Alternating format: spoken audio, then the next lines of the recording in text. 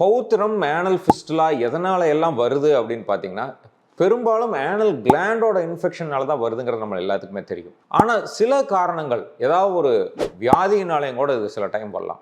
ரொம்ப காமனஸ்ட்டாக அந்த 4 வியாதிகளை நம்ம ஞாபகம் வச்சுக்கணும். Number 1 Crohn's disease. அப்படின்னா என்னன்னா, குடல்ல இருக்கிற இயற்கையாகவே இருக்கிற ஒரு குடலோட வியாதி, குடலுக்குள்ளார சின்ன சின்ன சீ கொப்பளங்களாக மாறி அது ஆனல் கிளாண்டில் இருக்கும்பொழுது அங்கே ஏற்பட்டு ஃபிஸ்டுலாக வர்றது. இரண்டாவது மோஸ்ட் காமனஸ்ட் டிபி. காச நோய் எல்லா நுரையீரலில் மட்டும்தான் தாக்குங்கிறது கிடையாது. மிச்ச பக்கமும் அது தாக்கி ஃபிஸ்டுலஸ் கிளாண்டாக ஏற்படலாம்.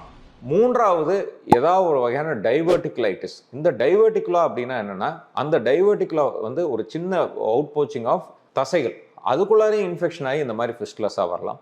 நான்காவது ரொம்ப காமன் ஆனல் கிளாண்ட் இன்ஃபெக்ஷன். இயற்கையாகத்தான் அது பெரும்பாலும் ஃபிஸ்டுலாக வரும். 4 விஷயங்களாக ஃபிஸ்டுலா வரலாம்.